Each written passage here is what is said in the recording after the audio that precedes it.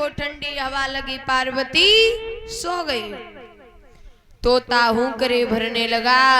भोले बाबा ने देखा सुबह की पार्वती तो सोई रही, कथा कौन सुन रहा है। त्रिशूल को आज्ञा दी, जाओ जो भी कथा सुन रहा है उसका जीवन समाप्त कर दो। अब तो सुखदेव भगवान वहां से भागे। आगे आगे तोता, बाके पीछे त्रिशूल, बाके पीछे भगवान शंकर। आगे चले हैं तो देखा महाराज व्यास जी की पत्नी छत पे खड़ी केस सुखाई रही। जैसी उन्हें जमाई आई, जैसी मोबाओ तोता पेट में,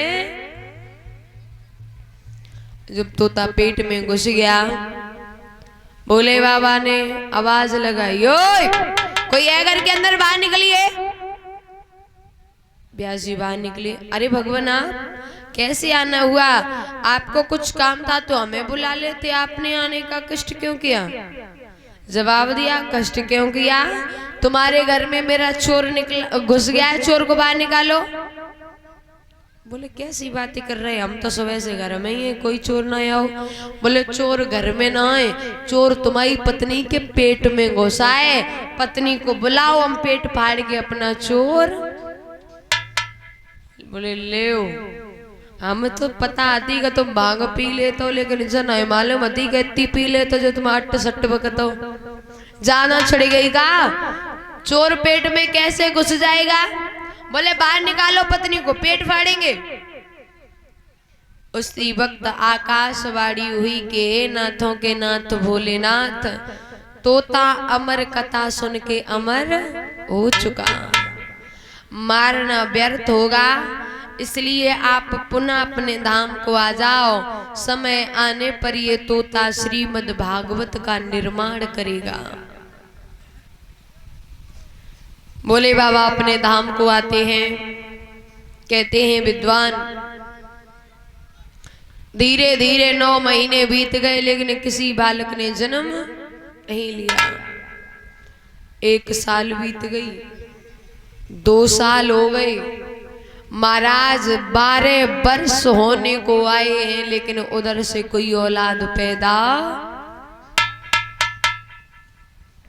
9 महीने में एक माँ की क्या हालत होती है और क्या गुजर रही होगी उस मैया पर, जिसके गर्भ में 9 महीने से तोता प्रवेश किए हैं। भगवान की प्रार्थना की। 12 वर्ष बाद श्री सुखदेव जी का जन्म हुआ। बोल सुखदेव भगवान की। सुखदेव जब आए हैं पृथ्वी पर तो महाराज जन्म लेते ही लेते हुए हाथ में कमंडल लिया और जंगल को चलने लगे। माँ कहने लगी लाला, एक तो तुम 12 साल बाद आए और आते ही तुम जंगल जा रहे हो, थोड़ा तो पुत्र का आनंद लेने दो। तो कहा सुखदेव ने कि मैया अगर मैं यहाँ रुक गया तो यहीं का होके रह जाऊंगा, कभी भगवान के द्वार तक। और एक बात सुनो, बहुत सुंदर बात कही।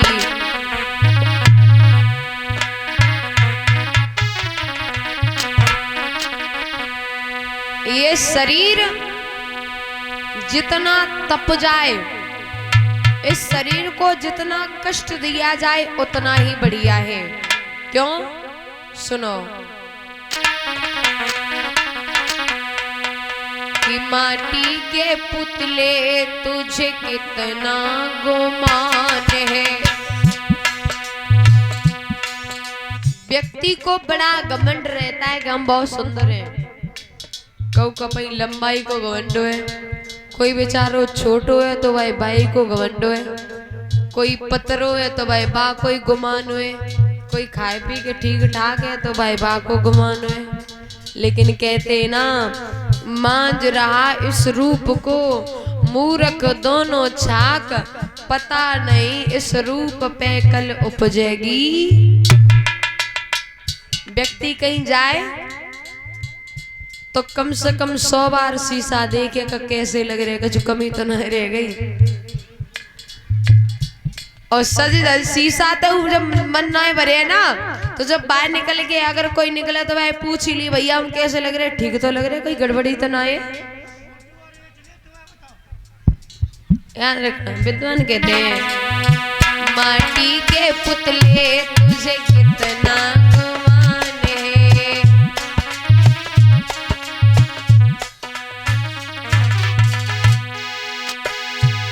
तेरी औकात क्या, सुन भैया, तेरी औकात क्या, क्या तेरी शान है, माटी के पुतले तुझे कितना गुमान है।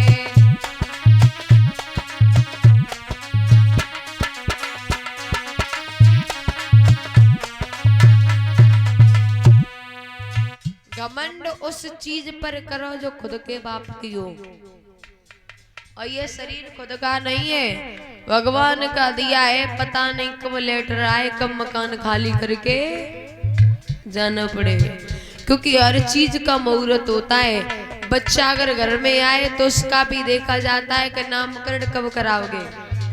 महाराज कहीं भागवत हो तब भी तारीख देखते कौन सी तारीख अच्छी है, हवन घर में करवाओ तब भी तिथि देखते हैं। लेकिन मौत एक ऐसी चीज है जो बिना काट के आती और संग ही लेके बाना नहीं चलता है कि तुम चलो पीछे, तुम्हारे बोले संग ही लेके चले, ध्यान रखना। तेरी औकात क्या, तेरी औकात क्या, क्या तेरी शान है, माटी के पुतले तुझे कितना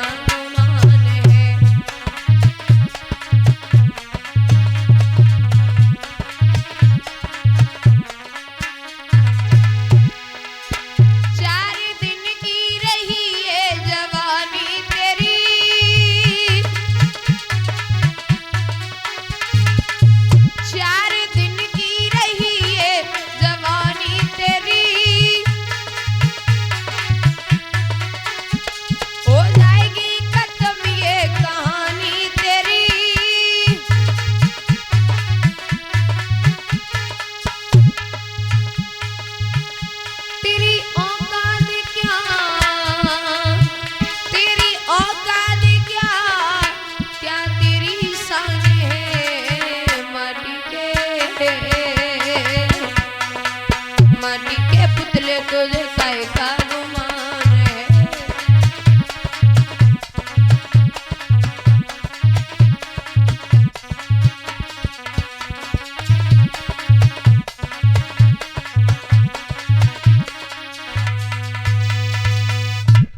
महाराज